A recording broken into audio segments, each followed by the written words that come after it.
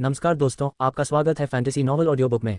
आज हम लेकर आए हैं एक रोमांचक और रहस्यमयी कहानी जो आपको कल्पना की एक नई दुनिया में ले जाएगी। शुरू करने से पहले एक महत्वपूर्ण सूचना। इस कहानी के सभी पात्र, स्थान, घटनाएं और नाम पूर्णतः काल्पनिक हैं। इनका किसी वास्तविक व्यक्ति, स्थान या घटना से कोई संबंध नहीं है। यदि कोई समानता पाई जाती है तो वह मात्र संयोग होगी। तो बिना किसी देरी के आइए शुरू करते हैं आज की शानदार कहानी।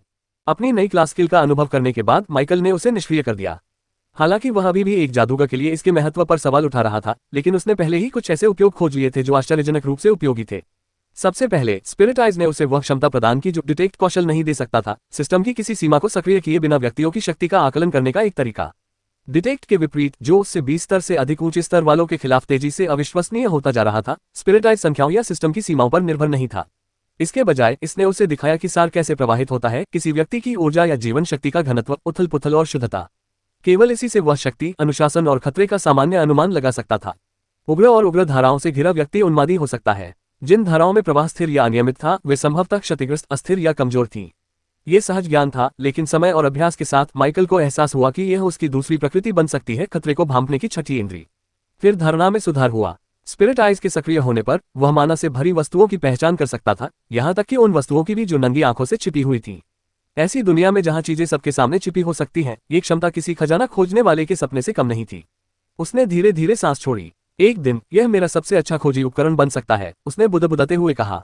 या फिर एक ट्रैकर, या फिर एक खजाना खोजने वाला यंत्र भी। जैसे जैसे वह इसके बारे में और अधिक सोचता गया, उसे एहसास होता गया कि स्पिरिट आइज कितनी भ्रामक रूप से शक्तिशाली हो सकती है, न केवल सीधे युद्ध में बल्कि सामरिक जागरूकता में भी। माइकल ने हल्की सी मुस्कान दी। इसके बाद उन्होंने अपनी अन्य क्षमताओं की जांच शुरू की। पहली 3 क्षमताएं वे थीं जो उसने रैंक 2 पर पहुंचने से पहले हासिल की थी। वे कौशल जो पूरी तरह से आंकड़ों में वृद्धि के कारण प्रकट हुए थे, जो उसके मरे हुए साथियों के रैंक 2 पर पहुंचने से मिली प्रतिक्रिया से प्रेरित थे। वे थे बुल स्ट्रेंथ, लिमिट ब्रेक और आयरन स्किन। दिलचस्प बात यह है कि ये वे पहले कौशल थे जो उन्होंने विशुद्ध रूप से शारीरिक क्षमताओं में वृद्धि से प्राप्त किए थे, बुद्धि को छोड़कर, जो कि उनकी जाति और वर्ग का मुख्य गुण था। बुल स्ट्रेंथ, लिमिट ब्रेक और आयरन स्किन, ये सभी शारीरिक क्षमताओं में वृद्धि के कारण ही प्रकट हुए थे, क्रमशः शक्ति, चपलता और शारीरिक क्षमता। बुल स्ट्रेंथ बिल्कुल वैसा ही था जैसा इसके नाम से लगता था, कच्ची, अदम्य शक्ति। इसने माइकल की शारीरिक शक्ति को कुल मिलाकर 20% तक बढ़ा दिया। ये बिगिनिंग को गोलियात के रूप में मिली जबरदस्त शक्ति की क्षमता के समान दिखता था।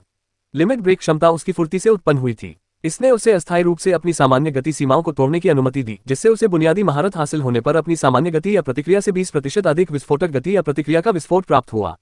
शरीर की संरचना से प्राप्त आयरन स्किन रक्षात्मक प्रकृति की थी। यह उसके शरीर को कठोर बना देती थी, जिससे वह क्षति को अवशोषित और विक्षेपित कर सके। इससे वह अजेय तो नहीं हो जाता था, लेकिन कुछ हमलों से होने वाली क्षति को कम से कम 20% तक बेअसर कर देता था। ये तीनों कौशल व्यवहारिक थे और इनसे माइकल की समग्र युद्ध क्षमता में उल्लेखनीय वृद्धि हुई। प्रत्येक कौशल ने उसकी पहले से ही बढ़ती शक्ति में एक नया आयाम जोड़ा। उन सब बातों को नोट करने के बाद उसने अपना ध्यान उन 3 अन्य कौशलों पर केंद्रित किया जो उसे रैंक 2 पर पहुंचने पर स्पिरिट आइज के साथ साथ प्राप्त हुए थे, माना शील्ड, एसिड बॉम्ब और रीजनरेशन। माना शील्ड को समझना तीनों में सबसे आसान था, लेकिन इसका मतलब यह नहीं था कि यह कम मूल्यवान था। कौशल माना शील्ड बुनियादी महारत। यह उपयोगकर्ता के चारों ओर एक अर्धपारदर्शी अवरोध बनाता है जो सीधे माना ऊर्जा से संचालित होता है। यह वर्तमान माना ऊर्जा के 30% तक आने वाले नुकसान को अवशोषित करता है। माना ऊर्जा समाप्त होने पर या उपयोगकर्ता द्वारा इसे हटाने पर यह निष्क्रिय हो जाता है। माइकल ने इसे थोड़े समय के लिए आजमाया। उसकी त्वचा पर एक मुलायम, पारदर्शी परत दूसरी कवच की तरह चमक उठी। यह एक ऐसी ढाल है जिसकी ताकत मेरे मैना पूल के बराबर ही है, माइकल ने धीरे से कहा। लेकिन कोई बात नहीं, 400 से अधिक इंटेलिजेंस के साथ ये शील्ड अधिकांश प्रत्यक्ष हमलों का कुछ समय तक सामना कर सकती है, जवाबी कार्रवाई करने या पीछे हटने के लिए पर्याप्त समय से कहीं अधिक। यह अजेय तो नहीं था, लेकिन इसने उसे एक सुरक्षा कवच प्रदान किया, एक ऐसी सुरक्षा परत जो घातक हमले को रोक सकती थी। वह मुस्कुराया, और यह विस्तार योग्य है। फिर एसिड बम का हमला हुआ। कौशल, एसिड बम बुनियादी महारत। संक्षारक ऊर्जा को एक प्रक्षेपास्त्र में संघनित करता है। टकराने पर विस्फोट होता है, जिससे कार्बनिक और अकार्बनिक दोनों प्रकार के पदार्थ पिघल जाते हैं। संक्षारण शक्ति बुद्धिमत्ता के साथ बढ़ती है। और अंत में वह कौशल जिसने उसे थोड़ा रुकने पर मजबूर कर दिया था, पुनर्जनन। कौशल, पुनर्जनन बुनियादी निपुणता। यह उपयोगकर्ता के शरीर के घावों को भरने की प्रक्रिया को निष्क्रिय रूप से तेज करता है। मामूली चोटें कुछ ही सेकंड में ठीक हो जाती हैं। गंभीर घाव शरीर की शारीरिक शक्ति और ऊर्जा के आधार पर तेजी से ठीक होते हैं। यह भी दिखावटी नहीं था, लेकिन माइकल को यह पसंद आया। उसे लगा कि आयरन स्किन और रीजनरेशन के संयोजन से वह उन चोटों से भी बच सकता है जिनसे पहले उसे पूरी तरह बचना पड़ता था। उसे लापरवाही से लड़ने की जरूरत नहीं थी, लेकिन वह साहसी होने का जोखिम उठा सकता था, बेहद साहसी। अपनी नई हासिल की गई क्षमताओं की जांच करने के बाद माइकल ने अपना ध्यान अपने हाल ही में विकसित हुए एंडेड की स्थिति पर केंद्रित किया। ऑरोरा लौटने से पहले वह उनकी नई ताकत के बारे में बुनियादी जानकारी प्राप्त करना चाहता था। इसमें ज्यादा समय नहीं लगा। 5 रैंक 3 एंडेड के अलावा उसने कुछ अन्य एंडेड भी देखे जो प्रिंस और गेल के विकास से पहले के स्तर तक पहुंच चुके थे। स्वाभाविक रूप से ये वही एंडेड थे जिन्हें उसने व्यक्तिगत रूप से पाला पोसा था और जिन पर उसने मेहनत की थी, जैसे फेट, घोस्ट और कुछ अन्य।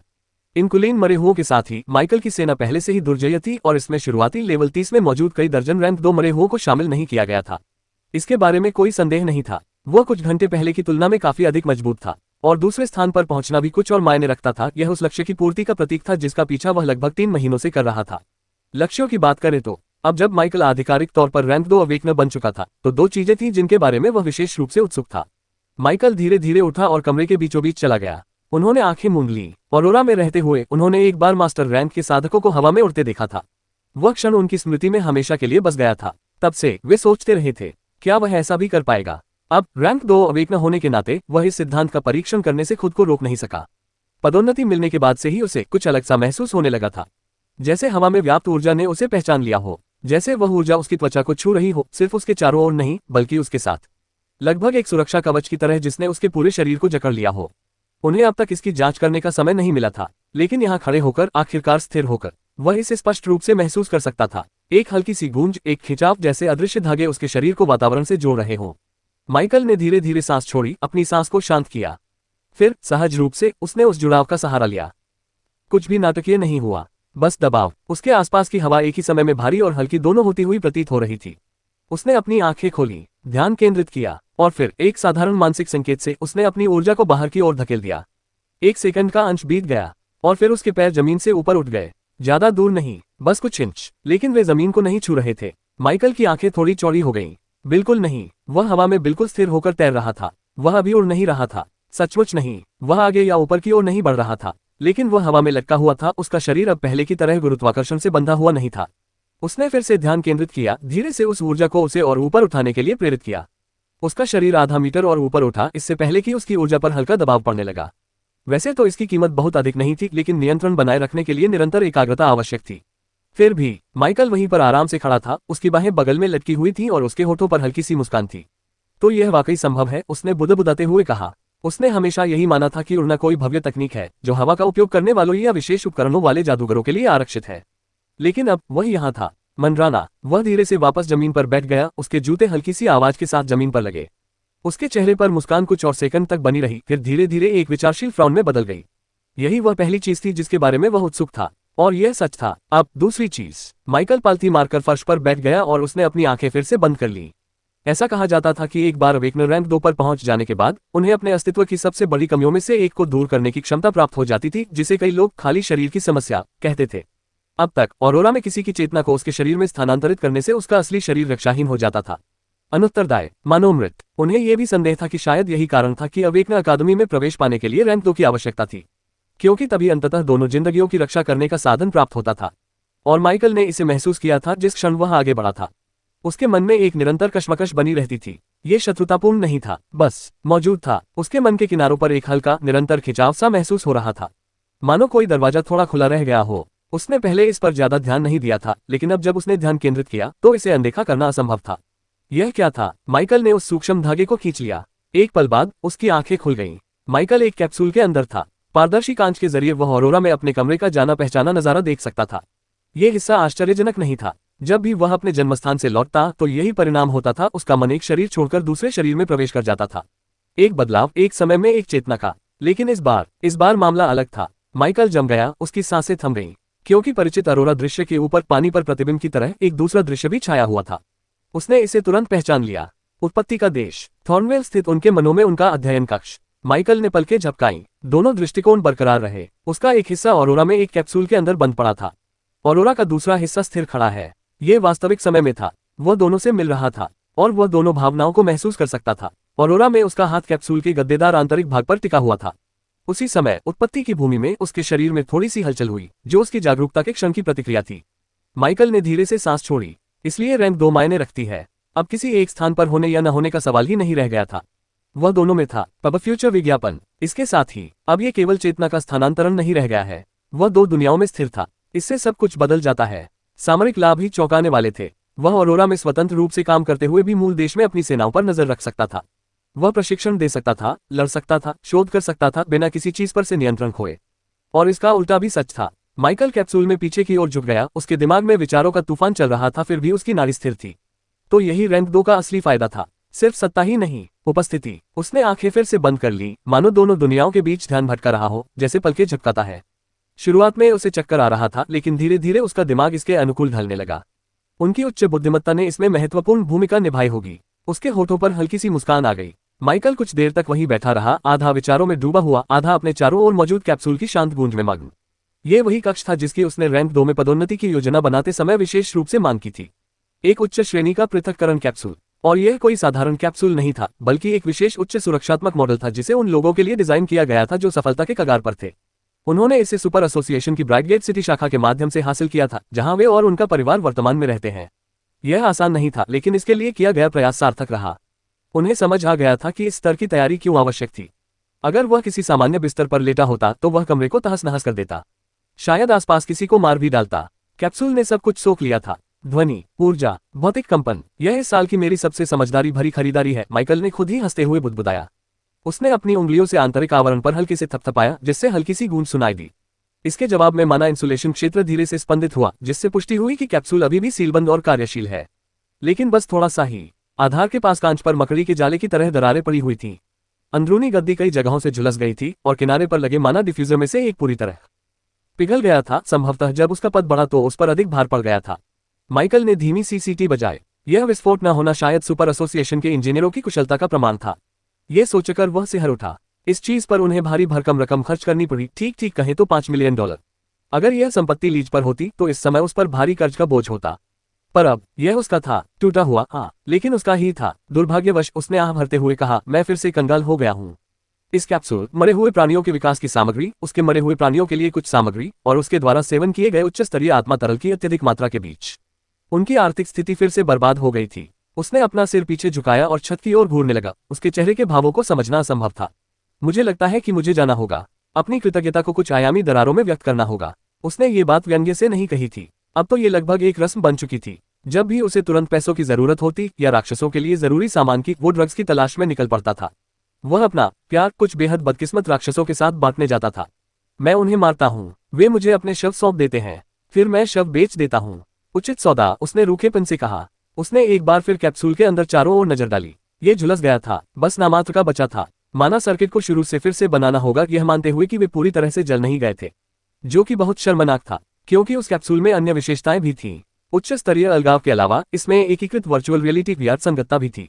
अरोरा की तकनीक पृथ्वी की तकनीक से कई पीढ़ियां आगे थी। माइकल ने वह कैप्सूल सिर्फ अपने लिए नहीं बल्कि अपनी बहन के लिए खरीदा था। वह हर शाम इसका इस्तेमाल भाला चलाने का अभ्यास करने, सिमुलेशन का अध्ययन करने और AI विरोधियों के खिलाफ अपनी तकनीकों को निखारने के लिए करती थी। माइकल ने थोड़ा सा भौहें सिकोड़ी। अगले साल उनका पहला जागरण समारोह होगा। ये जानने का उनका मौका होगा कि क्या वह भाग्य द्वारा चुने गए कुछ भाग्यशाली लोगों में से एक है। सभी लोग जागृत नहीं हुए, अधिकांश ने ऐसा नहीं किया।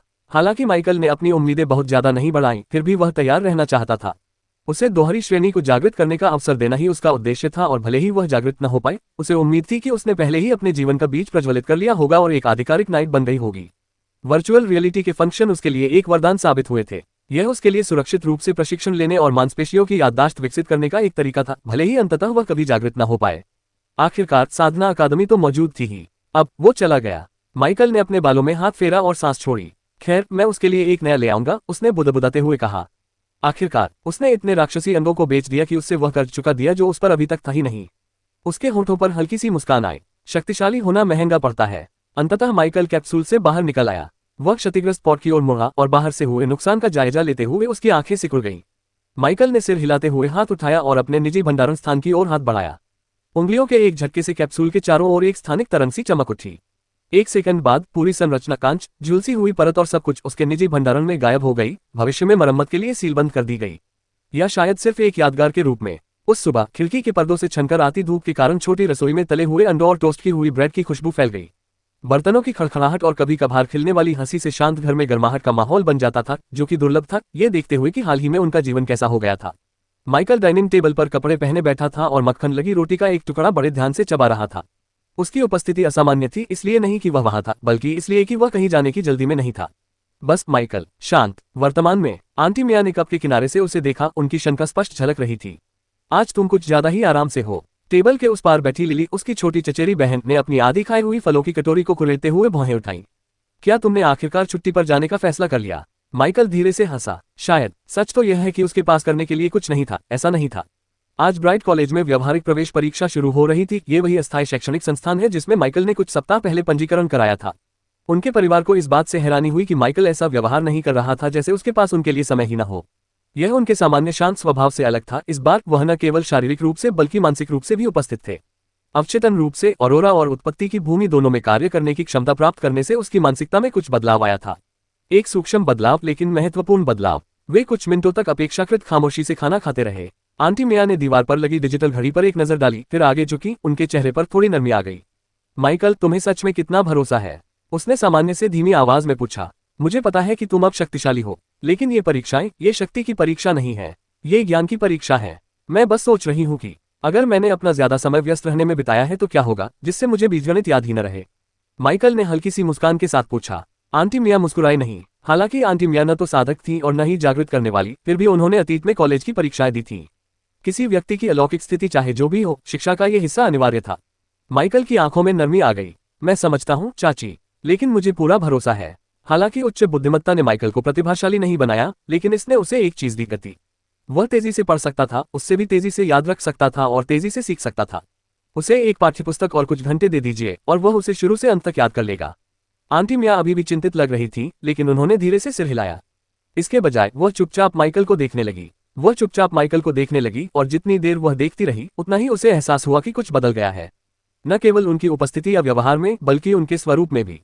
उसके सामने बैठा माइकल 3 महीने पहले वाला लड़का नहीं था। उसके कभी छोटे छोटे कटे हुए बाल अब रेशमी काली लहरों की तरह कंधों से भी नीचे लहरा रहे थे। उसका शरीर लंबा और पतला हो गया था, चेहरे की बनावट में पहले से कहीं अधिक तीक्ष्णता आ गई थी।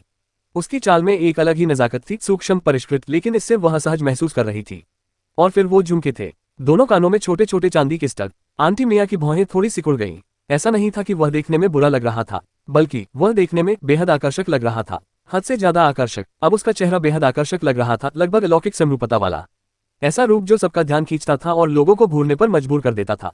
लेकिन उनके लिए यह बात असहज थी। यह सिर्फ दिखावे की बात नहीं थी, यह इस बात की बात थी कि यह क्या दर्शाता है। यह महज एक लड़के का बचपन नहीं था, यह कोई और ही इंसान बन रहा था, कुछ ऐसा जो आम से हटकर था। अगर वह उसका भतीजा न होता, अगर वह उसके दयालु हृदय को न जानती, तो शायद वह सोचती कि वह किसी भूमिगत गिरोह का हिस्सा है, एक युवा माफिया उत्तराधिकारी जो आकर्षण और रहस्यमय आवरण में लिपटा हुआ है। वह जानती थी कि इन बदलावों के पीछे कोई न कोई कारण जरूर होगा, उसकी शक्तियां। लेकिन अभी भी वह अपने सीने में उठ रही बेचैनी को रोक नहीं सकी। इससे उसे उन पलों की याद आ गई जब माता पिता के बच्चे पियर्सिंग, टैटू या अजीबोगरीब रंगों में रंगे बालों के साथ घर लौटते थे। चाहे आपने इसे कितना भी समझा हो या स्वीकार किया हो, फिर भी इसका असर आप पर पड़ा। आंटी मिया स्वभाव से पुरानी सोच वाली थी। उसके बगल में बैठी लिली की प्रतिक्रिया बिल्कुल अलग थी। उसकी चचेरी बहन की आंखों में ईर्ष्या की चमक थी, नापसंदगी की नहीं। वह बार बार माइकल की तरफ चोरी छिपे देख रही थी। उसके चेहरे पर विस्मय और दबी हुई ईर्ष्या का भाव मिला हुआ था। तुम्हारे बाल इतनी जल्दी कैसे बढ़ गए? उसने धीमी आवाज में बुदबुदाया। उसे जवाब की उम्मीद नहीं थी। माइकल ने सिर्फ मुस्कुराया। उसे अभी पता नहीं था, लेकिन अगर सब कुछ ठीक रहा तो वह उसे भी विकसित करने की योजना बना रहा था। सिर्फ किसी मजबूत व्यक्ति में बदलना ही काफी नहीं है, किसी और चीज में तब्दील। एक उच्च कोटि का इंसान। उसका रास्ता अलग होगा, लेकिन वही ये सुनिश्चित करेगा कि वह रास्ता मौजूद हो। क्योंकि माइकल ने दोनों दुनियाओं में जो एक बात सीखी थी, वही ये थी कि ताकत सब कुछ बदल सकती है। और उनका इरादा इसे उन लोगों के साथ साझा करने का था जिनकी उन्हें परवाह थी। आंटी मिया ने आखिरकार आह भरते हुए चुप्पी तोड़ी और अपना कप नीचे रख दिया। तुम दोनों जल्दी खा लो, उसने खड़े होकर अपने एप्रन से काल्पनिक टुकड़ों को झाड़ते हुए कहा। देर करोगे तो देर हो जाएगी, और मुझे भी रेस्टोरेंट के लिए निकलना है। लिली कराह उठी। माइकल मुस्कुराया। आंटी मिया ने उन दोनों को घूर कर देखा। 5 मिनट में जूते पहन लो, बैग दरवाजे के पास रख दो, कोई बहाना नहीं चलेगा। और माइकल रसोई से बाहर निकलते हुए उन्होंने उसकी ओर इशारा किया। आज मैं तुमसे एक जिम्मेदार बड़े भाई की तरह व्यवहार करने की उम्मीद करती हूँ। माइकल ने अपनी भौहें ऊपर उठाई। मैं कब से? छोड़ो, माइकल ने स्वीकार किया। वह जानता था कि आगे बात करना उचित नहीं है। समझ गया, उसने टेढ़ी मुस्कान के साथ कहा। जब वह दालान में पीछे हटी तो चाबियों की खनकती आवाज उसके पीछे पीछे आई। कुछ ही देर बाद सामने का दरवाजा चरमराते हुए खुला और उसके पीछे बंद हो गया, जिससे भाई बहन रसोई में अकेले रह गए। लिली अपने कटोरे पर झुकी और मुस्कुराते हुए बोली, वह भी तुम्हारे बालों को लेकर असहज महसूस करती है। माइकल ने अंगड़ाई ली और अपने टोस्ट का आखिरी टुकड़ा खत्म किया। उसे छोड़ दो, वह खुद ही मान जाएगी। अगर तुम मुझे बताओगे कि तुम्हारे जैसे बाल कैसे बढ़ाऊं तो क्या तुम मर जाओगे? माइकल हंस पड़ा। तारांकन तारांकन तारांकन तारांकन तारांकन। दोनों जल्दी से तैयार हुए और घर से बाहर निकल गए, घर की सुरक्षा माइकल के मरे हुए साथियों के भरोसे छोड़कर। सुबह की हवा ताजी थी, ब्राइटगेट सिटी की चिकनी इमारतों पर सूरज की रोशनी चमक रही थी। वुडस्टोन की तुलना में अंतर जमीन आसमान का था। वे फुटपाथ पर कुछ ही कदम चले थे कि लिली ने ऊपर गुजरती हुई एक होवरकार को देखा और अपनी कोहनी से माइकल को धक्का दिया। तो क्या आप जल्द ही कार खरीदने की योजना बना रहे हैं? माइकल ने उसकी ओर देखा, फिर इमारतों के बीच बिना आवाज किए सरकते हुए तैरते हुए वाहन की ओर देखा। ब्राइटगेट तकनीक से भरपूर था, हवा में तैरते हुए होलोग्राफिक विज्ञापन, जिनकी नियॉन चमक पैदल चलने वालों की आवाजाही के साथ तालमेल बिठाते हुए बदलती रहती थी। गगनचुंबी इमारतों का कांच मनोदशा की तरह रंग बदलता था, सूरज की स्थिति बदलने के साथ नीले से सुनहरे रंग में जगमगाता था। यहाँ तक कि फुटपाथों में भी मोशन सेंसर लगे हुए थे, जो यातायात के आधार पर रोशनी और दिशा को समायोजित करते थे। ऐसा लग रहा था मानो हम भविष्य में चल रहे हों। माइकल ने हल्की सी मुस्कान दी। उन्होंने कहा, आखिरकार हमें इसकी जरूरत पड़ेगी। लिली मुस्कुराए। वे सड़कों पर सहजता से चल रहे थे। लोग उनके पास से गुजर रहे थे, कुछ लोग उन्हें सरसरी नजरों से देख रहे थे, जबकि अन्य लोग माइकल को दोबारा देख रहे थे। उन्होंने उनकी अनदेखी की। उसका मन अभी भी पहले घटी घटना पर अटका हुआ था। वह क्षण जब उसे एहसास हुआ कि उसकी चेतना को अब पूरी तरह से बदलने की आवश्यकता नहीं है, कि अब वह स्थिर हो चुका है। दोनों शरीरों में दो स्थान, स्वयं के दो रूप। इसके साथ ही ये हमेशा से उसकी सबसे बड़ी कमजोरियों में से एक रही थी, दुनियाओं के बीच यात्रा करते समय अपने शरीर को असुरक्षित छोड़ना। लेकिन अब वह दोनों ही स्थितियों में सजग रह सकता था। उन्हें अभी तक ये पूरी तरह से समझ नहीं आया था कि यह कैसे काम करता है, लेकिन उन्हें यह बदलाव लगातार महसूस होता था, जैसे दिल की दूसरी धड़कन। सड़क पार करते समय माइकल ने धीरे से सांस छोड़ी। उसे यह बात जोर से कहने की जरूरत नहीं थी, लेकिन लिली ने उसकी तरफ देखा। उसे महसूस हो गया कि कुछ गड़बड़ है। आप ठीक हैं? उसने सिर हिलाया। हाँ, बस सोच रहा था, उसने कंधे उचकाते हुए कहा। तुम आजकल ऐसा बहुत करते हो। माइकल हंस पड़ा। बिल्कुल, न सोचने से तो बेहतर है। हम्फ। जैसे ही वे स्कूल के गेट के पास पहुंचे, एक उड़ता हुआ ड्रोन उनके पास से गुजरा। कुछ छात्र माइकल को घूरने लगे, चाहे यह उसकी लंबाई हो, बाल हो, या फिर उसके व्यक्तित्व का प्रभाव। माइकल को खुद नहीं पता था, और उसे इसकी परवाह भी नहीं थी। वे बिना किसी खास हंगामे के स्कूल के गेट से गुजर गए। ब्राइट कॉलेज हमेशा की तरह साफ सुथरा और सुव्यवस्थित था। अंदर आते ही स्वचालित गेटों ने उनकी जांच की। मुख्य परिसर में कदम रखते ही माइकल ने लिली की ओर रुख किया। तुम्हें अपने सहपाठियों से मिलना चाहिए, उसने कहा। मैं बाकी परीक्षार्थियों को ढूंढने जाता हूँ। उन्होंने ग्रुप चैट में हॉल का नाम बताया था, इसलिए मुझे बस उसे ढूंढना है। लिली ने भौहें चढ़ा ली। तुम्हें नहीं पता कि यह कहाँ है? माइकल को खांसी आई। मैं इससे पहले कभी कैंपस में ज्यादा नहीं आया था। उसने एक पल के लिए उसे घूरा, फिर नाक सिकुड़ी। उन्होंने सरल शब्दों में कहा, मुझे कुछ काम थे। उसने आंखें घुमाई और हाथ आगे बढ़ाते हुए कहा, मुझे अपना फोन दो। माइकल ने इसे सौंप दिया। कुछ देर बाद लिली ने ऊपर देखा। यह ज्यादा दूर नहीं है। जिम के पीछे वह लंबी कांच की इमारत है। चलो, मैं तुम्हें वहां ले चलती हूँ। माइकल मना कर सकता था। वह अपनी जागरूकता को फैलाकर कुछ ही सेकंड में पूरे कैंपस का जायजा लेकर हॉल का सटीक स्थान आसानी से पता लगा सकता था। लेकिन उसने ऐसा नहीं किया। दिखावा करने का कोई फायदा नहीं था, खासकर आज तो बिल्कुल नहीं। अगर किसी ने उसकी पूछताछ पर ध्यान दिया और उसे कुछ संदिग्ध लगा, तो इससे अनावश्यक समस्याएं पैदा हो सकती थीं। परीक्षा के दौरान हमेशा सबकी निगाहें उस पर रहती थीं, और माइकल परीक्षा शुरू होने से पहले ही ध्यान आकर्षित करने में कोई दिलचस्पी नहीं रखता था। इसके बजाय उन्होंने कहा, तो फिर आप ही आगे बढ़ो। वे साथ साथ चल रहे थे। लिली धीरे धीरे गुनगुनाते हुए उसे एक संकरे रास्ते से ले जा रही थी। जैसे ही वे कांच की इमारत के पास पहुंचे, माइकल ने अपने कदम धीमे कर दिए। हॉल के बाहर पहले से ही एक छोटी भीड़ जमा हो गई थी। छात्रों के समूह घबराए हुए अंदाज में बातें कर रहे थे, कुछ अपने डिवाइस देख रहे थे तो कुछ इधर उधर टहल रहे थे।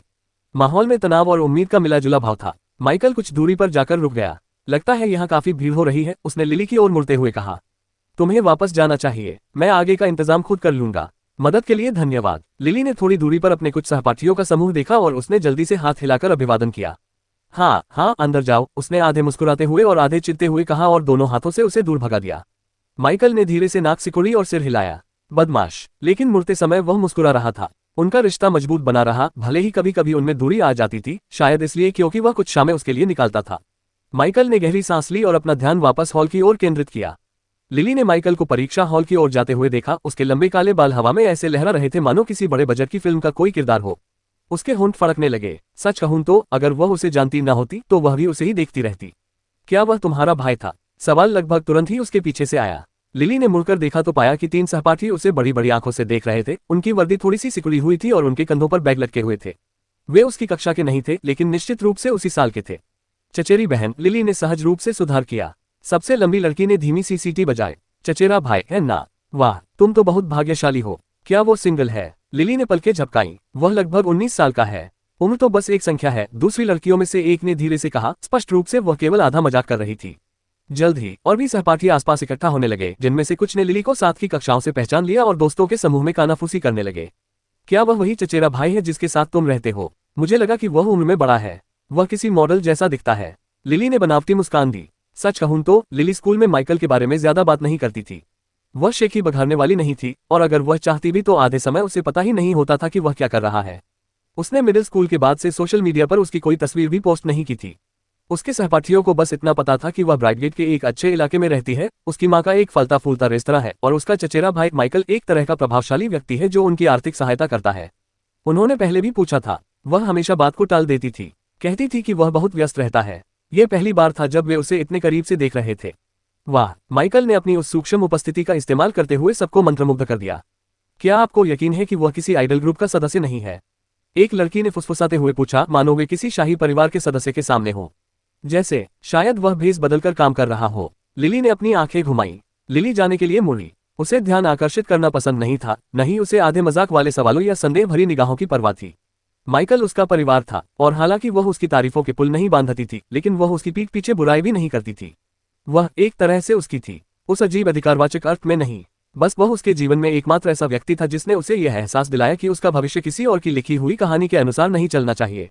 और इस समय हर कोई उसे ऐसे देख रहा था मानो वह कोई चमकीला इनाम हो। वो आदमी नहीं जिसने ये सुनिश्चित किया कि उसे कभी किसी चीज की कमी न हो। वो आदमी नहीं जिसने खून से लथपथ होकर अनगिनत राक्षसों का सामना किया ताकि वो और उसकी मां सुरक्षित रहें। वो आदमी नहीं जिसने बचपन में जब उसका घुटना छिल गया था और वो खुद भी बीमार था तब उसे घर तक पहुंचाया था। उन्हें माइकल के बारे में पता नहीं था, उन्होंने बस एक काल्पनिक दृश्य देखा। उसने अपना सिर थोड़ा सा घुमाया और हॉल में गायब होते हुए उसकी आखिरी झलक देखी। उसकी छाती थोड़ी कस गई। अब वह किसी दूसरी दुनिया का प्राणी प्रतीत होता था, और शायद उसने किया भी हो। लिली ने गहरी सांस ली, फिर अपने कंधों को सीधा किया। मगर इससे क्या, वह पीछे छूटने की योजना नहीं बना रही थी। माइकल हॉल की ओर बढ़ा और भीड़ पर सरसरी नजर डाली। उनकी भौहों पर बल पड़े। वह किसी को नहीं पहचानता था। ब्राइट कॉलेज अवेकनेस चैट से एक भी जाना पहचाना चेहरा नहीं दिखा। किसी भी प्रोफाइल की तस्वीर यहाँ मौजूद लोगों से मेल नहीं खाती थी, और कैंपस में अपनी पिछली यात्राओं के दौरान उसने जिन कुछ अवेकनेस को देखा था उनमें से कोई भी अलग नहीं दिखा। लेकिन इससे पहले कि वह इस बारे में सोच पाता, स्कूल के पब्लिक एड्रेस सिस्टम से एक सख्त आवाज गूंज उठी। सभी परीक्षार्थियों को निर्धारित परीक्षा कक्ष के बाहर पंक्तिबद्ध होना होगा। माइकल के विचार तब शांत हुए जब उसके आसपास के छात्र निर्देशानुसार पंक्तियों में व्यवस्थित होने लगे। उसने बिना झिझक के लाइन में लग गया। जैसा कि उम्मीद थी, सामान्य ज्ञान का ही पहला टेस्ट था। माइकल ने सांस छोड़ी। ये युद्ध नहीं था। यहाँ न तो कोई असाधारण कौशल और न ही उच्च स्तरीय विकास उसकी मदद कर पाएगा। माइकल थोड़ी देर में हॉल में दाखिल हुआ और अपनी सीट पर बैठ गया। कमरा सुव्यवस्थित और विशाल था, जिसे आधुनिक व्याख्यान कक्ष की तरह डिजाइन किया गया था, जिसमें साझा डेस्क के बजाय व्यक्तिगत अध्ययन कक्ष बने हुए थे। प्रत्येक कक्ष में गोपनीयता अवरोधक, प्रकाश कम करने की तकनीक और नकल रोधी सुरक्षा व्यवस्था थी। माइकल बैठ गया। कुछ क्षण बाद कमरे में हल्की रोशनी कम हो गई और छिपे हुए स्पीकरों से एक शांत कृत्रिम आवाज सुनाई दी। Universal college practical entrance exam के पहले दिन में आपका स्वागत है। फेडरेशन के अंतर्गत आने वाले 20 देशों के छात्रों के साथ आज का मूल्यांकन 3 घंटे के सामान्य ज्ञान मूल्यांकन से शुरू होगा। विषयों में विश्व इतिहास, राजनीतिक गतिशीलता, अलौकिक घटनाएं, तर्कशास्त्र और बुनियादी गणित शामिल हैं। कृपया अपने ईमेल से लॉग इन करें और आपको भेजे गए लिंक पर क्लिक करें। माइकल ने थोड़ा मुस्कुराते हुए अपना सिर झुकाया। उनकी बुद्धिमत्ता ने उन्हें तीव्र समझ और उत्कृष्ट स्मृति प्रदान की, लेकिन ये कोई जादू नहीं था। ये वास्तव में उनका ही दिमाग था, बस उन्नत हो चुका था। टैबलेट एक मधुर ध्वनि के साथ जगमगा उठा। उन्होंने इस पर हस्ताक्षर कर दिए। शुरू करना। माइकल की उंगलियां तेजी से चलने लगीं। उसने प्रत्येक प्रश्न को एक बार पढ़ा और उसके दिमाग में उत्तर पहले से ही तैयार हो गया था। भले ही कुछ ऐतिहासिक संदर्भ पृथ्वी से भिन्न थे, उसने अपना अध्ययन अवश्य किया था। अधिकांश मूलभूत ज्ञान भौतिकी, राजनीति, तर्कशास्त्र, सार्वभौमिक था, बस उसमें कुछ अतिरिक्त अलौकिक तत्व शामिल थे। वह एक प्रश्न से दूसरे प्रश्न पर सहजता से आगे बढ़ता रहा। हालांकि कुछ सवाल बेहद घिनौने थे। भौतिकी, एम द्रव्यमान का एक मन का आर त्रिज्या के घर्षण रहित वृत्ताकार तार पर सरकता है, जो कोणीय वेग ओमेगा से लंबवत घूमता है। इस पर एक लंबवत विद्युत क्षेत्र ए कार्य करता है और मनके का आवेश क्यू है। संतुलन में ये कोण थीटा पर स्थिर रहता है। थीटा का मान एम, क्यू, ए, आर और ओमेगा के पदों में ज्ञात कीजिए। ये निर्धारित कीजिए कि यह संतुलन कब स्थिर होता है, और यदि यह थीटा इक्वल्स पाई 3 से शुरू होता है और इसे थोड़ा धक्का दिया जाता है तो पाई 2 तक पहुंचने में लगने वाला समय ज्ञात कीजिए। हालांकि लघुकोण सन्निकटन इसमें सहायक नहीं होगा। गणित, समुच्चय 1 से 20 में से ऐसे कितने 7 तत्वों वाले उपसमुच्चय मौजूद हैं जिनमें कोई भी तत्व क्रमागत नहीं है और उनका योग 5 से विभाज्य है। फिर के तत्वों वाले क्रमागत चयनों से बचने के लिए n तत्वों वाले समुच्चयों के लिए एक सूत्र को सामान्यीकृत करें और सिद्ध करें कि अधिकतम मान तब प्राप्त होता है जबकि n जोड़ 1 3 हो। अर्थशास्त्र, उपयोगिता फलन u x y z equals x caret 0.3 जोड़ y कैरेट 0.3 कैरेट 0.5 गुना z कैरेट 0 4 दिया गया है, जहां p x equals 2 p equals 3 p equals 4 और i इक्वल्स 100 है। लैग्रेंजियन विधि का उपयोग करके मान फलन ज्ञात कीजिए।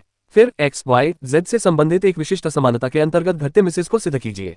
अंत में z पर 50% कर लगाने पर मान में होने वाले परिवर्तन का विश्लेषण कीजिए, जिसमें प्रतिस्थापन और आय प्रभाव दोनों दर्शाए। इनमें से कोई भी बात अधिकांश छात्रों को पंगु बना सकती है और अभी भी 997 और सवालों के जवाब देने बाकी थे।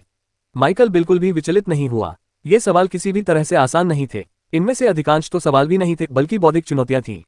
माइकल की उंगलियां डिजिटल इंटरफेस पर तेजी से चल रही थीं, सूत्र और व्यवस्थित तर्क बड़ी सहजता से उसके सामने खुल रहे थे। उसकी उच्च बुद्धिमत्ता ने न केवल उसकी स्मृति को बढ़ाया बल्कि उसकी विश्लेषणात्मक क्षमता को भी तेज कर दिया, जिससे वह जटिलताओं को भी अचूक स्पष्टता से समझ पाता था। जब तक अधिकांश अन्य लोग अपने पहले दर्जन भर प्रश्नों को हल कर पा रहे थे, तब तक वह परीक्षा में काफी आगे बढ़ चुका था। इसका मतलब यह नहीं था कि परीक्षा अनुचित थी, बल्कि इसके बिल्कुल विपरीत था। अरोरा में शिक्षा का विकास मानवता के साथ साथ हुआ था। चिकित्सा में प्रगति और अलौकिक शक्तियों के संपर्क में आने से शरीर में सुधार हुआ था, और इसी तरह मस्तिष्क का भी विकास हुआ था। अरोरा में बच्चे पृथ्वी के बच्चों की तुलना में औसतन अधिक मजबूत, स्वस्थ और बुद्धिमान थे। परिणामस्वरूप उनका पाठ्यक्रम कहीं अधिक चुनौतीपूर्ण था। पृथ्वी के विपरीत, जहां स्वस्थ रहते हुए 90 वर्ष की आयु तक पहुंचना दुर्लभ था, अरोरा में बुनियादी उपचारों की सुविधा प्राप्त एक कमजोर नागरिक भी यह आयु प्राप्त कर सकता था। प्रसवपूर्व देखभाल में अलौकिक प्रगति का अर्थ था कि जन्म के समय तक बच्चे का मस्तिष्क पृथ्वी के सामान्य मानकों से कहीं अधिक विकसित हो चुका होता था। शिक्षा की बात करें तो वह भी उसी स्तर पर बनी रही। कला, विज्ञान और इंजीनियरिंग जैसे विशिष्ट विषय विश्वविद्यालय स्तर तक विभागों में बंधे नहीं थे। उससे पहले सब कुछ मॉड्यूलर और व्यापक था। प्रत्येक छात्र ने कठिनाई और क्रेडिट के आधार पर 2 यूनिट या 3 यूनिट वाले यूनिट आधारित पाठ्यक्रम चुने। इस लचीले मॉडल ने हाई स्कूल के छात्रों को बाद में अपने अध्ययन क्षेत्र को अंतिम रूप देने से पहले कई विषयों में एक मजबूत आधार बनाने की अनुमति दी, और यह कारगर साबित हुआ। 20 वर्षों में विश्वविद्यालय स्तर पर पढ़ाया जाने वाला कुछ पाठ्यक्रम संभवतः हाई स्कूल स्तर पर स्थानांतरित हो जाएगा, क्योंकि मानव क्षमता में वृद्धि हो रही है। नकारात्मक पक्ष क्या है? इससे परीक्षाएं बेहद कठिन हो गईं। माइकल ने अपनी गति धीमी नहीं की, बल्कि उसने अपनी रफ्तार और बढ़ा दी। समय बीतता गया, 1 घंटा बीत गया, फिर 2 घंटे। बाहर छात्र पसीने से तरबतर थे, कराह रहे थे। कुछ तो पहले ही पढ़ाई छोड़ चुके थे, बाहरी सहायता लेने के अयोग्य घोषित होने या व्यवहार संबंधी जांच में असफल होने के कारण। यो कोई भी हो, इससे कोई फर्क नहीं पड़ता। कुछ चीजें तो होनी ही थी, क्योंकि दुनिया में साहसी लोगों की कमी नहीं थी। माइकल स्थिर रहा। 3 घंटे पूरे होने पर सिस्टम ने घंटी बजाई। परीक्षण पूर्ण हुआ। आपकी भागीदारी के लिए धन्यवाद। माइकल अपनी सीट पर पीछे की ओर झुककर बैठ गया और थोड़ा सा अंगड़ाई ली।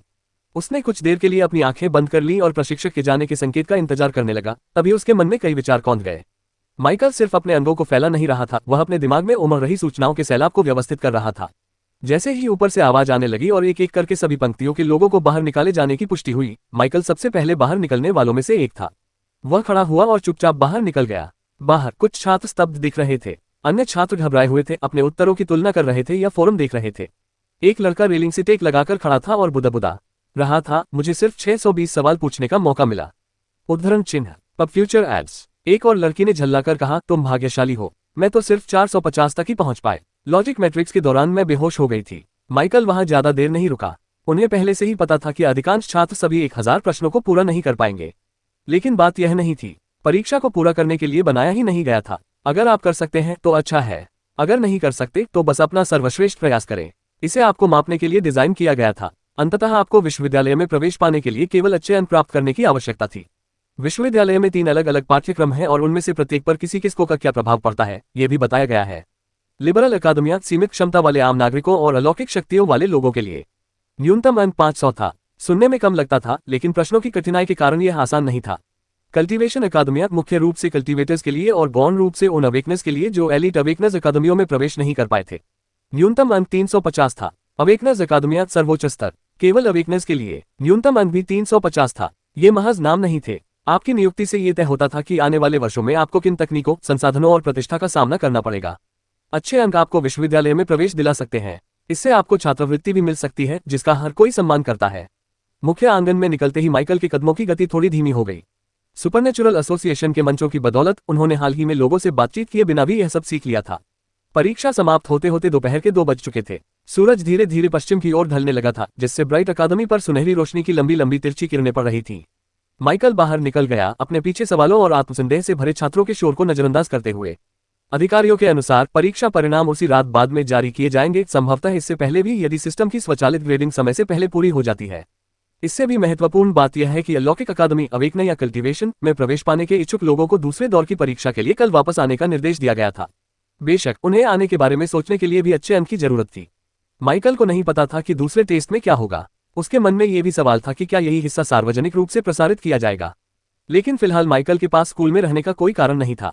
माइकल स्कूल के गेट से बाहर निकला। यदि यह रैंक 2 में पदोन्नति से पहले की बात होती तो वह घर लौट आता, लेटने के लिए एक शांत जगह ढूंढता और अपनी चेतना को मूल भूमि में अपने शरीर में स्थानांतरित कर लेता। पर अब जब वह ऑरोरा के साफ दोपहर के आकाश के नीचे चल रहा था, तभी उसका एक और रूप, उसका दूसरा स्वरूप थॉर्नवेल के टाउन हॉल के अंदर एक साधारण लकड़ी की कुर्सी पर बैठा था, एक हाथ से दस्तावेज पढ़ते हुए और दूसरे हाथ से उसे फल खिलाते हुए एक लंबे चौड़े उल्लू की चमकदार चीजों के बारे में बातें सुन रहा था। माइकल दोनों वास्तविकताओं को समानांतर पटरियों की तरह महसूस कर सकता था जो अगल बगल चल रही थी। ये बहुत हल्का था, जैसे किसी दूसरे कमरे में बज रहा हल्का संगीत, लेकिन ये लगातार बना रहता था। Pub future ads. माइकल ने कृत्रिम रूप से संचालित टैक्सी का ऑर्डर दिया और स्थानीय सुपर एसोसिएशन शाखा का पता दिया। चूंकि उसके पास समय था, तो उसने सोचा कि क्यों न वह अपने नए अवेकनर रैंक को आधिकारिक तौर पर पंजीकृत करा ले। ऐसा करने से उनके रिकॉर्ड अपडेट हो जाएंगे और एसोसिएशन के आंतरिक सिस्टम में उनकी पहुंच का स्तर बढ़ जाएगा। इससे उन नई जानकारियों तक भी पहुंच संभव हो जाएगी जो पहले प्रतिबंधित थी। और वैसे भी इसे जल्दी पूरा करना बेहतर था। माइकल 15 मिनट बाद पहुंचा। ब्राइटगेट सिटी में स्थित सुपर एसोसिएशन की शाखा वुडस्टोन वाली शाखा की तुलना में कहीं अधिक संतोषजनक थी। अंदर जाकर माइकल रिसेप्शनिस्ट के पास गया। काउंटर पर बैठी महिला ने पेशेवर मुस्कान के साथ ऊपर देखा। ब्राइटगेट सुपरनेचुरल एसोसिएशन में आपका स्वागत है। आज मैं आपकी किस प्रकार सहायता कर सकता हूँ? माइकल ने विनम्रतापूर्वक सिर हिलाकर जवाब दिया। मैं अपना अवेकनर रैंक अपडेट करना चाहती हूँ। उसकी मुस्कान और भी खिल उठी। बिल्कुल, कृपया डेस्क नंबर 4 पर स्थित सत्यापन टर्मिनल पर जाएं। माइकल ने निर्देश का पालन किया और छोटे काले बालों में सफेद लकीरों वाले एक अधेड़ उम्र के व्यक्ति के पास पहुंचा। उस व्यक्ति ने ऊपर देखा, फिर माइकल के सामने खड़े होने पर उसने लापरवाही से सिर हिलाया। क्या आप स्टेटस अपडेट करने आए हैं? उसने पूछा। उसकी निगाहें पहले से ही माइकल के हाव भाव पर टिकी हुई थी। माइकल ने संक्षेप में हाँ कहा और आगे बोला, मैं अभी दूसरे रैंक पर पहुंचा हूं। उस व्यक्ति ने थोड़ा उत्सुकता से भौहें उठाई। जागृत करने वाला या साधक? जागृत करने वाला। ये सुनकर वह आदमी एक पल के लिए रुक गया। माइकल जवान दिख रहा था, लेकिन उसने यह बात जबान से नहीं कही। इसके बजाय वह थोड़ा पीछे झुक गया और नए सिरे से दिलचस्पी से उसे देखने लगा। उस आदमी ने कुछ बटन दबाए। ठीक है, मुझे आपका आईडी टोकन चाहिए। आपके पास है? माइकल ने इसे आगे बढ़ा दिया। एक छोटा सा विराम। उस व्यक्ति ने टर्मिनल की ओर एक नजर डाली, तो फिर उसने आंखें सिकुड़ी।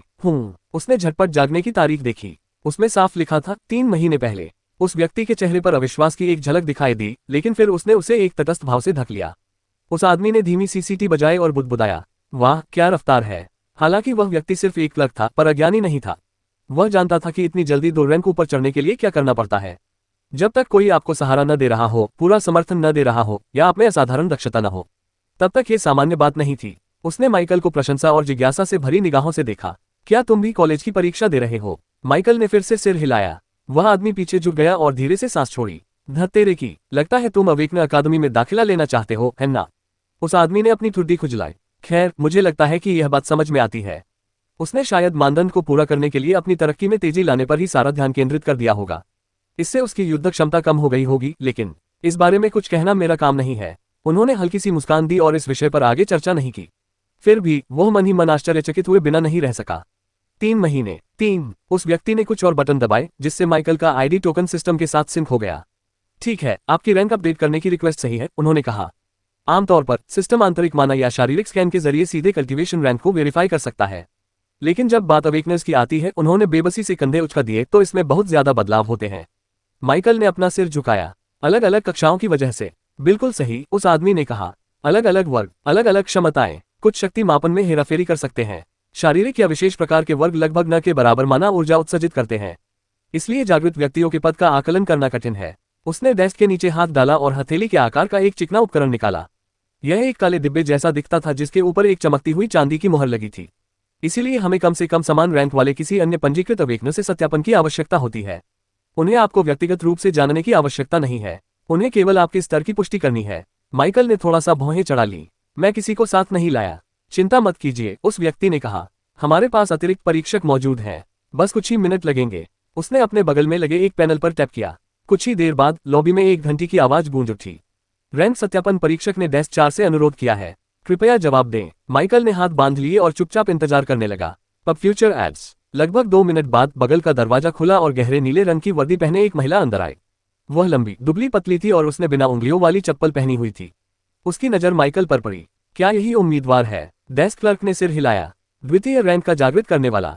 सत्यापन की आवश्यकता है, कृपया मेरा पीछा करें। माइकल उसके पीछे पीछे एक गलियारे से होते हुए एक निजी कमरे में गया। कमरा सादा था, बस एक डेस्क, 2 कुर्सियां और दीवार में लगा एक मॉनिटर। साफ सुथरा, शांत, पेशेवर माहौल। लेकिन जिस चीज ने माइकल का ध्यान खींचा वह सजावट नहीं थी। वह व्यक्ति डेस्क पर बैठा था। वह देखने में सामान्य लग रहा था। 30 के दशक के अंत में। साफ सुथरा, कंधे पर सुपर हीरोज एसोसिएशन का प्रतीक चिन्ह वाला ऊंची कॉलर का ग्रे कोट पहने हुए। उसके बगल में डिजिटल दस्तावेजों का एक ढेर पड़ा था और वह फिलहाल एक दस्तावेज की समीक्षा कर रहा था। हाथ में स्टाइल्स लिए चेहरा शांत और भावहीन था। उस व्यक्ति की उपस्थिति देखने में सामान्य सी लग रही थी, लेकिन जैसे ही माइकल ने कमरे में कदम रखा, वहां का माहौल पूरी तरह बदल गया। मौजूदा हालात के आधार पर इस व्यक्ति को जागृति लाने वाला होना चाहिए। कृपया बैठिए, उस व्यक्ति ने अपने टैबलेट से नजरें उठाए बिना कहा। हाँ, तुम हो नए रैंक 2? मैब ने सामान्य आवाज में पूछा। हाँ, हम। उस व्यक्ति ने अपना सिर थोड़ा झुकाया। मैं ही आपकी पदवी की पुष्टि करूंगा। एक साथ ही जागृतिकर्ता होने के नाते आप जानते हैं कि इसमें ज्यादा समय नहीं लगेगा। माइकल ने सिर हिलाया। उसने उस आदमी पर डिटेक्ट का इस्तेमाल नहीं किया। ऐसा इसलिए नहीं था कि वह ऐसा नहीं चाहता था, बल्कि इसलिए कि अगर यह व्यक्ति धारणा संबंधी जांचों के प्रति संवेदनशील था तो यह पहली छाप के लिहाज से बुरा होता। हर कोई टीचर ब्रांड नहीं था। आखिरकार वह एक जागृति लाने वाला भी था। उसकी शक्ति का अंदाजा तो केवल स्वर्ग ही लगा सकता था। कुछ ही देर में माइकल को महसूस हुआ कि कोई उसे घूर रहा है। उस व्यक्ति की शांत सधी हुई निगाहें माइकल पर उम्मीद से ज्यादा देर तक टिकी रहीं।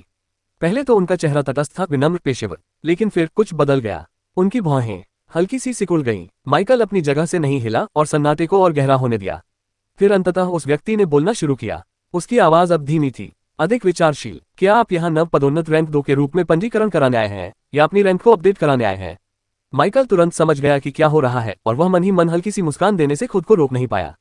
तो बात यही थी। अधिकांश लोगों के लिए रैंक 2 अवेकन का नया उन्नत संस्करण अधिकतम 26 स्तर के आसपास होता है। यह मानक पुरस्कार था यदि आपने अपने एडवांसमेंट क्वेस्ट के दौरान न्यूनतम आवश्यकताएं पूरी कर ली थीं, यानी स्तर 25 से 26 तक एक स्तर की वृद्धि। लेकिन माइकल इस समय लेवल 40 पर था। उसमें कुछ भी नया उन्नत नहीं था। ये बात समझ में नहीं आई जब तक आपको सच्चाई का पता न हो। माइकल ने अपने एडवांसमेंट क्वेस्ट के दौरान असाधारण रूप से अच्छा प्रदर्शन किया था। इतना अच्छा कि उसे 15 पूरे लेवल का इनाम मिला। एक ऐसा कारनामा जिसे ज्यादातर लोग तुरंत असंभव कहेंगे। हालांकि जो लोग इस बात से अनजान थे, उन्हें ऐसा लग रहा था कि वह झूठ बोल रहा है या एसोसिएशन के रिकॉर्ड में हेराफेरी कर रहा है। माइकल ने हल्की विनम्र मुस्कान दी। मैं यहाँ दोनों काम करने आया हूँ। उस आदमी ने मुस्कुराकर जवाब नहीं दिया। अंततः उस व्यक्ति ने स्टाइल्स नीचे रख दिया। वह कुछ देर तक माइकल को घूरता रहा, फिर अपनी कुर्सी पर पीछे झुक गया। उसकी उंगलियां डेस्क पर बेसुध सी थपथपा रही थी। तभी उसने पूछा, तुम किस साल जागे थे? माइकल ने शांत भाव से उत्तर दिया, इसी साल, लगभग 3 महीने पहले। इस पर विराम लग गया, एक लंबा वाला। जब वे माइकल को लेने गए थे तब उस आदमी ने यह सवाल नहीं पूछा था, लेकिन अब जब ये बात जोर से कही गई थी तो उसे उस समय सीमा का बोझ अपने ऊपर महसूस होने लगा। 3 महीने, ये तीव्र नहीं था, ये तो बेतुका था। उसने अपनी प्रतिक्रिया को अच्छी तरह से छिपा लिया, लेकिन भीतर ही भीतर विचारों का एक तूफान उमड़ रहा था। 3 महीने, पूरे 2 साल भी लग जाते तो भी इस स्तर की प्रगति को उत्कृष्ट माना जाता। लेकिन 3 महीने। उस व्यक्ति ने अपनी आंखें थोड़ी सी सिकुड़ी, संदेह से नहीं बल्कि जिज्ञासा से। अगर कुछ नहीं होता तो ये युवक निस्संदेह फेडरेशन की प्रतिष्ठित अवेकनर अकादमियों में से किसी एक में प्रवेश पाने के योग्य होता, इसमें कोई शक नहीं। लेकिन यही बात उसे आकर्षित नहीं कर रही थी। उस व्यक्ति ने धीरे से सांस छोड़ी। वह बिल्कुल मेरे जैसा है। वह भी एक जागृत व्यक्ति था, लेकिन 16 या 17 वर्ष की आयु में जागृत होने वालों के विपरीत वह अपने कॉलेज प्रवेश परीक्षा से ठीक 3 महीने पहले ही जागृत हुआ था। अब बहुत कुछ करने का समय नहीं बचा है। उस व्यक्ति ने धीरे से सांस छोड़ी। वह बिल्कुल मेरे जैसा है। वह भी एक जागृत व्यक्ति था, लेकिन 16 या 17 वर्ष की आयु में जागृत होने वालों के विपरीत वह अपने कॉलेज प्रवेश परीक्षा से ठीक 3 महीने पहले ही जागृत हुआ था। अब बहुत कुछ करने का समय नहीं बचा है और इसलिए उन्होंने एक साधना अकादमी में दाखिला लिया। हाँ, यह एक धीमा रास्ता है। अभी भी वह एक कानून को समझने में ही लगा हुआ था, लेकिन वहां जाने से वह सबसे अलग दिखने लगा था। साधकों से भरे उस विद्यालय में वह नागू के बीच एक अजगर की तरह था। उसने वहां खूब तरक्की की। ऐसा नहीं था कि अवेकनर अकादमियां हर अवेकन को नहीं चाहती थीं, बिल्कुल भी नहीं। लेकिन फेडरेशन ने काफी समय पहले ही सत्ता संतुलन के लिए एक प्रणाली स्थापित कर दी थी। महाद्वीप के बड़े हिस्से में साधना संगठनों का दबदबा अभी भी कायम था। यदि हर जागृत व्यक्ति उन्हीं 1 दर्जन उच्च स्तरीय जागृति अकादमियों में शामिल हो जाता तो सत्ता का संतुलन बिगड़ जाता। इसलिए फेडरेशन ने ये सुनिश्चित करने के लिए सीमाएं लागू की, कोटा, प्रवेश नियम, विशेष विनियम की अवेकनर अभी भी अन्य अकादमियों और संस्थानों में वितरित हों। इस तरह साधना अकादमियां समय समय पर असाधारण प्रतिभाओं को जन्म देती रहीं। अवेकनर अकादमियों को सर्वश्रेष्ठ प्रतिभाएं प्राप्त हुई, लेकिन अन्य अकादमियां भी पूरी तरह से पीछे नहीं छूटी। सबके लिए फायदेमंद स्थिति, ये दुनिया का समझौता था। फिर भी उसके सामने खड़ा ये युवक, वह महज कोई भाग्यशाली देर से सफलता पाने वाला नहीं था, वह बहुत डरावना था। उस व्यक्ति ने अपने पक्ष के रिकॉर्ड की जांच की थी और उसे पता था कि माइकल झूठ नहीं बोल रहा था। हालांकि वह व्यक्ति अब भी किसी बात को लेकर उत्सुक था। दुर्भाग्यवश कुछ चीजें ऐसी थीं जो वह नहीं मान सकता था। बहरहाल उसे बस अपना काम करना था। ठीक है, उस व्यक्ति ने अंत में अपने टर्मिनल के किनारे पर टैप करते हुए कहा, आपका रिकॉर्ड सत्यापित हो गया है, सिस्टम अपडेट हो गया है। अब आप आधिकारिक तौर पर रैंक 2 अवेकनर के रूप में सूचीबद्ध हैं। वह थोड़ी देर रुका, फिर अपने लहजे में थोड़ी सी गर्मजोशी के साथ बोला, अगर आप अवेकनर अकेडमी में प्रवेश करने की योजना बना रहे हैं तो आपको कोई परेशानी नहीं होगी। बस लापरवाही मत करना। माइकल ने अपना सिर थोड़ा झुकाया। धन्यवाद। माइकल चुपचाप सत्यापन कक्ष से बाहर निकल गया। जैसे ही उसके पीछे दरवाजा बंद हुआ, उसके सीने में एक अजीब सी भावना उमड़ पड़ी। गर्व, राहत और अविश्वास का एक अजीब मिश्रण। रैंक 2, उसने सचमुच ऐसा कर दिया था। एक स्मृति अनायास ही आ गई। वुडस्टोन सिटी के उस रिसेप्शन डेस्क से ग्रेस की आवाज गूंज रही थी। उस समय की बात है जब वह एक नवोदित अवेकनर था और मुश्किल से ही चीजों को समझ पा रहा था। अब आप मासिक वजीफे के हकदार हैं। $15,000 उन्होंने कहा था। लेकिन अगर आप 6 महीने में रैंक 1 तक नहीं पहुंचे तो यह आधा हो जाएगा। और अगर आप 1 साल के भीतर रैंक 2 तक नहीं पहुंचे तो भुगतान बंद हो जाएगा। उस समय तो यह एक उदारतापूर्ण कार्य जैसा लगा था, मात्र अस्तित्व में रहने के लिए मुफ्त पैसा। अब पिछली घटनाओं को याद करते हुए माइकल ने अपना सिर थोड़ा हिलाए बिना नहीं रह सका। 6 महीने के भीतर प्रथम रैंक हासिल करना बहुत संभव है, लेकिन 1 साल के भीतर दूसरा स्थान, वह एक अलग मामला था। जब तक आपके पास शक्तिशाली समर्थक, असाधारण दक्षता या उसकी मरे हुए सैनिकों की सेना जैसी कोई खास ताकत न हो, तब तक यह बहुत मुश्किल था। फिर भी यह संभव था, लेकिन माइकल को लगा कि ज्यादातर जागृति चाहने वाले लोग अपना समय लेंगे। जैसे जैसे वह इसके बारे में सोचता गया, उसे एहसास होता गया कि फेडरेशन वास्तव में कितना कंजूस था। $15,000 प्रति माह बहुत बड़ी रकम लग रही थी, लेकिन ऐसी दुनिया में जहां सिर्फ उपकरण की कीमत ही हजारों से लेकर लाखों तक होती है, वह पैसा तो बस शुरुआत भर था। सुपर एसोसिएशन बिल्डिंग के चौड़े गलियारे में चलते हुए माइकल ने एक धीमी सांस छोड़ी। पॉलिश किए हुए फर्श पर उसके कदमों की हल्की गूंज सुनाई दे रही थी। उसे वह पहला मौका याद आया जब उसने किसी राक्षस को मारा था। वह एक स्लाइम था, फिर वह पहला मरे हुए प्राणी था जिसे उसने जीवित किया था। लगभग 3 महीनों में बहुत कुछ घटित हुआ। मुझे आश्चर्य है कि रैंक 3 तक पहुंचने में कितना समय लगेगा। जैसे ही यह विचार उसके मन में आया, माइकल का मूड खराब हो गया। उसे लगा था कि यह मुश्किल होगा, लेकिन अब सामान्य अनुभव का केवल 50% ही मिलने की वास्तविकता ने इसे और भी कठिन बना दिया। अपने से ऊंचे दर्जे के राक्षसों से लड़ना ही अच्छा अनुभव प्राप्त करने का एकमात्र तरीका था, लेकिन तब भी मिलने वाला अनुभव पहले मिलने वाले भरपूर अनुभव से बहुत कम था। ऐसा लग रहा है जैसे मैंने हार्ड मोड चालू कर दिया हो, उसने बुदबुदाते हुए कहा। फिर भी माइकल ने नकारात्मकता को झटक दिया। काफी समय बाद उसके पास करने के लिए कुछ भी जरूरी नहीं था। न तो कोई राक्षस मारना था, न ही कोई अत्यावश्यक योजना पूरी करनी थी। यह आजादी अजीब सी लग रही थी, लगभग असहज। वो उठ खड़ा हुआ और अपने कपड़ों से धूल झाड़ी। लगता है मुझे आंटी मिया के रेस्टोरेंट जाना पड़ेगा। चलो जाकर देख लेते हैं कि सब कैसा चल रहा है। और उसके बाद मुझे अभी भी उस दिमाग को नियंत्रित करने वाले राक्षस को पुनर्जीवित करना है। वह रुका। मैं क्या कह रहा हूँ? मैं इसे अभी कर सकता हूँ। उसने हल्की सी मुस्कान दी। उत्पत्ति की भूमि में उसका दूसरा शरीर हलचल करने लगा, यहाँ तक कि विजडम, उसका उल्लू साथी, ने भी अपना सिर झुकाया मानो बदलाव को भांप लिया हो। माइकल ने अपने हाथ में मौजूद दस्तावेज पर एक नजर डाली। अनुरोधों और कमियों की लंबी सूची को पढ़ते हुए उसकी आंखें थोड़ी सिकुड़ गईं। ये सिर्फ खराब प्रबंधन का मामला नहीं था, ये घोर लापरवाही थी। लगभग 2 वर्षों तक प्रभारी रहे एक भ्रष्ट प्रबंधक की बदौलत, जो अपनी मनमानी करता रहा और निजी लाभ के लिए क्षेत्र के संसाधनों का शोषण करता रहा, सफाई प्रक्रिया जितनी होनी चाहिए थी उससे कहीं अधिक कठिन हो गई। रिकॉर्ड या तो अधूरे थे या जानबूझकर उनमें हेराफेरी की गई थी। आपूर्ति का रास्ता बदल दिया गया था, पहरेदारों को कम वेतन दिया जा रहा था और कई बाहरी गांवों में हफ्तों से उचित राशन नहीं पहुंचा था। पिछले प्रबंधक ने थॉर्नवेल को एक तरह से अपनी निजी सोने की खान की तरह इस्तेमाल किया था, एक ऐसी जगह जहां लोगों को अपने हाल पर छोड़ दिया गया था जबकि वह आराम से जीवन व्यतीत करता था। अब यह बोझ माइकल पर आ गया। थॉर्नवेल को और अधिक पहरेदारों की जरूरत थी, अनुशासित पहरेदार, न कि केवल कवचधारी सैनिक। उसे और अधिक घोड़ों, उचित प्रशिक्षण और चौकियों के बीच बेहतर संचार की आवश्यकता थी। अधिक भोजन और बेहतर वितरण चैनलों की भी जरूरत थी। यहाँ तक कि सड़कों की भी मरम्मत की आवश्यकता थी। बुनियादी ढांचा जर्जर हो चुका था और माइकल को समझ आ गया था कि इसे ठीक करना आसान नहीं होगा। उसने आह भरी और कागज के किनारे पर उसकी उंगलियां और कस गईं। अभी लंबा सफर तय करना था। वह पहले से ही एक रैंक 2 मास्टर नेक्रोमेंसर था, जिसके पास एक बढ़ती हुई सेना और अपार शक्ति थी। फिर भी अब उसे सबसे थकाऊ चीज नौकरशाही से निपटना था। माइकल ये सोचे बिना नहीं रह सका कि आने वाले हफ्तों में उसे कितना तनाव झेलना पड़ेगा। राक्षसों से निपटना वह संभाल सकता था, लेकिन लोगों से व्यवहार करना वह एक अलग तरह का युद्ध क्षेत्र था। फिर भी माइकल के पास विकल्प मौजूद थे। दरअसल उन्होंने पहले ही 3 संभावित समाधान सुझा दिए थे। पहला विकल्प सबसे स्पष्ट था, ड्यूक एवरमून से सहायता मांगना। ये सोचकर माइकल ने मुंह बना लिया। ऐसा नहीं था कि वह ड्यूक से नफरत करता था, इसके विपरीत वह व्यक्ति निष्पक्ष और उदार भी था। लेकिन माइकल ने थॉर्नवेल को इसलिए चुना था क्योंकि वह राजधानी से दूर था। वह स्वतंत्रता चाहता था, विकास करने और स्वतंत्र रूप से कार्य करने के लिए अवसर। अभी मदद मांगने से उनके रिश्ते और मजबूत हो सकते हैं। और हालांकि यह अपने आप में बुरा नहीं था, लेकिन इसका मतलब यह भी था कि अधिक ध्यान आकर्षित करना। माइकल मौजूदा रिश्ते से पहले से ही संतुष्ट था, जरूरत पड़ने पर ही वह इसे आगे बढ़ाना चाहता था। दूसरा उपाय था अपनी निजी संपत्ति का इस्तेमाल करना। माइकल के पास अभी भी 5 मिलियन से कुछ अधिक सोने के सिक्के थे। थॉर्नवेल को फिर से अपने पैरों पर खड़ा करने के लिए यह काफी से अधिक था। यह विकल्प कहीं अधिक आकर्षक था, इस पर उसका नियंत्रण था और वह अपनी इच्छानुसार संसाधनों का आवंटन कर सकता था। लेकिन एक बार चले जाने के बाद इसे वापस पाना मुश्किल हो सकता है। तीसरा समाधान सबसे जटिल था, लेकिन यकीनन सबसे कुशल भी था। इसका उद्देश्य मूल देश और अरोरा दोनों की संयुक्त रसद का उपयोग करना था। थॉर्नवेल के भीतर कुछ सामग्रियों को प्राप्त करने में हफ्तों लग सकते हैं, यदि वे स्थानीय स्तर पर मिल भी जाए तो। लेकिन अरोरा में अलौकिक संघ की बदौलत वे आसानी से उपलब्ध थे। इसी तरह भोजन भी उसकी उत्पत्ति की दुनिया से प्राप्त किया जा सकता था। अंत में पहले विकल्प को छोड़कर माइकल को अपनी संपत्ति का एक बड़ा हिस्सा खर्च करना ही पड़ेगा। लेकिन अगर थॉर्नवेल का प्रबंधन अच्छी तरह से किया जाए तो इससे 10 गुना लाभ हो सकता है। आखिरकार थॉर्नवेल गरीब नहीं था, ये संसाधनों से समृद्ध था। समस्या संसाधनों की कमी नहीं थी बल्कि कुप्रबंधन थी। अगर सही तरीके से संभाला जाए तो यह एक समृद्ध क्षेत्र बन सकता है, एक वास्तविक शक्ति केंद्र, एक लाभदायक क्षेत्र। और सिर्फ यही नहीं, दोनों ही दुनियाओं में अरोरा और उत्पत्ति की भूमि। माइकल की आंखें झपकी। कुछ लोगों को लगता होगा कि अवेकन सुपरहीरोज एसोसिएशन का इस्तेमाल सिर्फ सामान खरीदने के लिए करते थे, लेकिन इसका एक दूसरा पहलू भी था, वे इसे बेच भी सकते हैं। Pub future ads. राक्षसों के शव मूल्यवान थे, हाँ, लेकिन दुर्लभ सामग्रियां, अनमोल, और माइकल के पास यहाँ उनमें से बहुत सारे थे। मतलब दोबारा कटाई के बाद माइकल पहले से ही इसकी कल्पना कर सकता था, उत्पत्ति देश से दुर्लभ सामग्रियों का उपयोग करके उन्हें अरोरा में बेचना, विश्व के बीच व्यापार मार्ग स्थापित करना, नेटवर्क बनाना, गठबंधन स्थापित करना इत्यादि। अगर वह इसे सही तरीके से अंजाम देता है तो थॉर्नवेल एक क्षेत्र से कहीं अधिक बन सकता है, यह एक केंद्र बन सकता है। बेशक इसके लिए सावधानीपूर्वक योजना बनाने की आवश्यकता होगी ताकि वह खुद को ही फंसा न ले। माइकल के होठों पर हल्की सी मुस्कान आ गई। माइकल ने चर्मपत्र को मोड़ा और अपनी सीट पर पीछे की ओर झुक गया। लेकिन जैसे ही उनकी नजरें कमरे में चारों ओर घूमी, उनके विचार यहाँ नहीं थे। उसने अपनी अधिकांश चेतना को वहां केवल थॉर्नवेल की घुटन भरी नौकरशाही से निपटने के लिए स्थानांतरित नहीं किया था।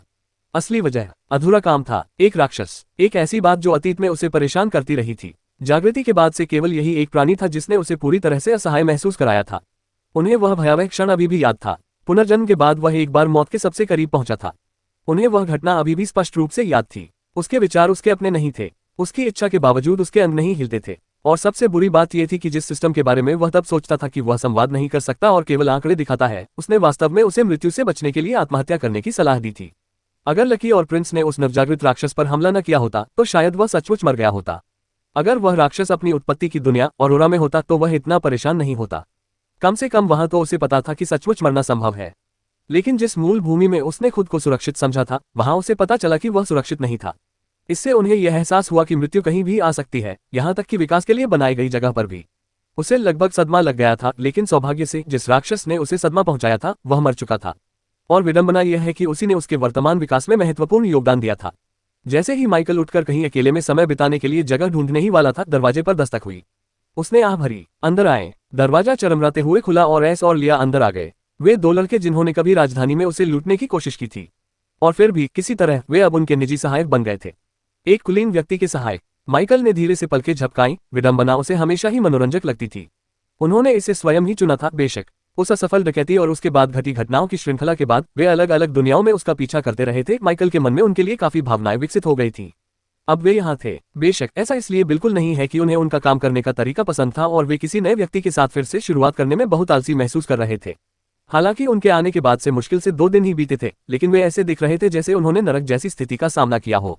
बिखरे हुए बाल, आंखों के नीचे काले घेरे, सिकुड़े हुए कपड़े, धूल और निराशा की एक स्पष्ट परत उन पर अभिशाप की तरह चिपकी हुई है। ये सब इसलिए हुआ क्योंकि माइकल, जिसे अब उत्पत्ति की भूमि में लॉर्ड माइक के नाम से जाना जाता था, ने उन्हें उनका पहला कार्य सौंपा था। जागीर का संचालन करें। सिर्फ साफ सफाई ही नहीं, इसे चलाने के लिए समन्वय स्थापित करना, रिकॉर्ड करना, आदेश देना, कर्मचारियों का प्रबंधन करना। माइकल क्या कर रहा था ये समझने के लिए किसी प्रतिभाशाली व्यक्ति की आवश्यकता नहीं थी। इसे कोई भी देख सकता था, चाहे उसकी 2 आंखें ही क्यों न हो। वह उनका परीक्षण कर रहा था और वे असफल नहीं होना चाहते थे। वे असफल नहीं हो सकते थे क्योंकि वे दोनों जानते थे यह महज कोई कामकाज नहीं था। यह एक मौका था, एक असली मौका, एक ऐसा अवसर जो उन्हें फिर कभी नहीं मिलेगा। लेकिन हे भगवान, हवेली तो पूरी तरह से अस्त व्यस्त थी। अगर माइकल द्वारा हिरासत में लिए जाने से पहले उस बूढ़े प्रबंधक ने सब कुछ ठीक से संभाला होता तो बात कुछ और होती। लेकिन उसने ऐसा नहीं किया था। उस व्यक्ति ने उस संपत्ति को अपने निजी खेल के मैदान की तरह इस्तेमाल किया था, एक ऐसा खेल का मैदान जिसे वह खास महत्व नहीं देता था। और जैसा कि एस ने उस सुबह पहले चिल्लाकर कहा था, पूरा स्टोर रूम बेकार की रसीदों से भरा पड़ा है। भला हवा की रसीद कौन रखता है भला। अब माइकल के अस्थायी अध्ययन कक्ष के द्वार पर खड़े होकर दोनों लड़के ऐसे लग रहे थे मानो उनकी उम्र 5 साल बढ़ गई हो। एस सबसे पहले आगे बढ़ा। उसकी आवाज संक्षिप्त लेकिन सम्मानजनक थी।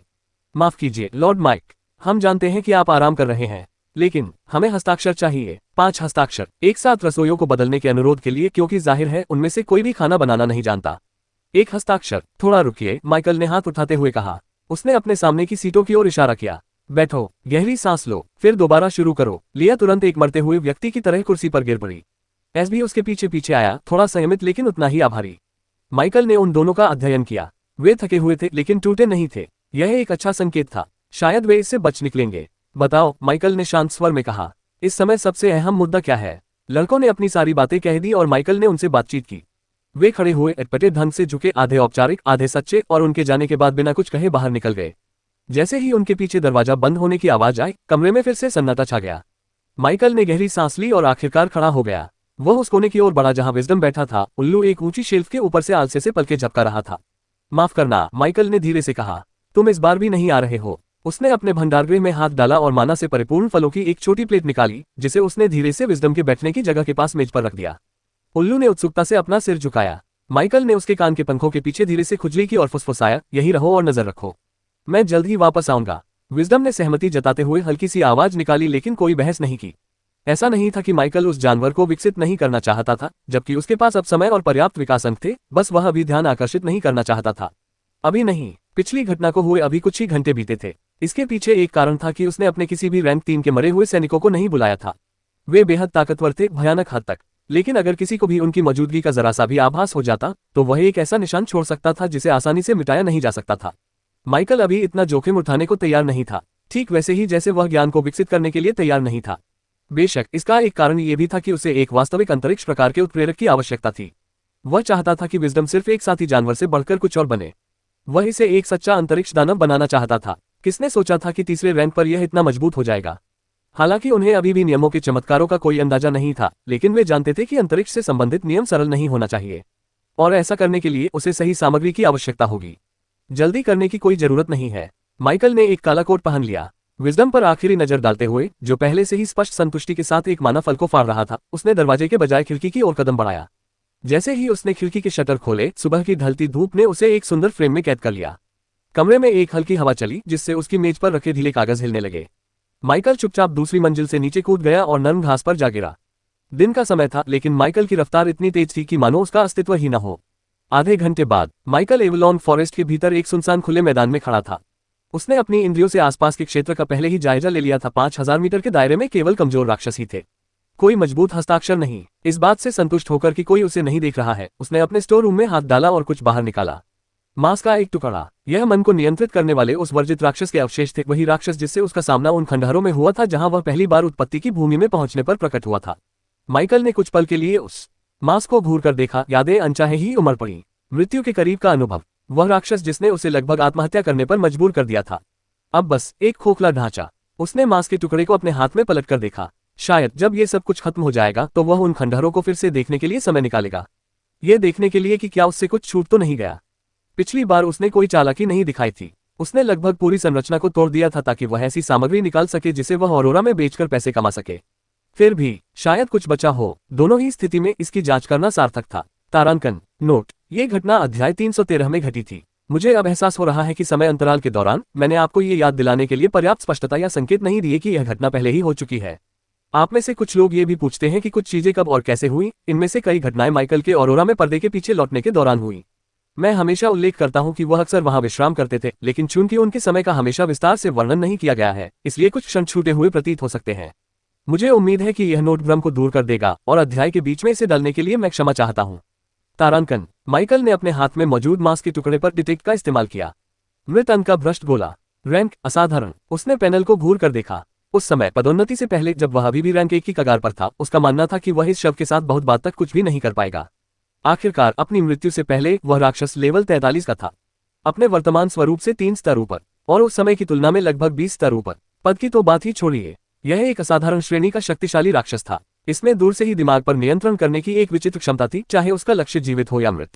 इसी वजह से यह अमूल्य बन गया। लेकिन सबसे डरावनी बात इसकी दूसरी क्षमता थी, अवेकने को मारने की क्षमता।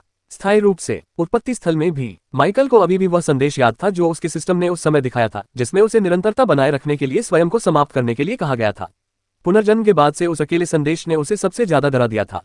इसीलिए उस समय उसने शव को संरक्षित रखने और अवेकनर अकादमी पहुंचने तक इंतजार करने का फैसला किया था। वहां वह उचित रीति रिवाज सीखेगा। वह सहज तरीकों से उस प्राणी को पुनर्जीवित करने का जोखिम नहीं उठाना चाहता था, खासकर तब जब विफलता की कीमत स्थायी पतन हो सकती थी।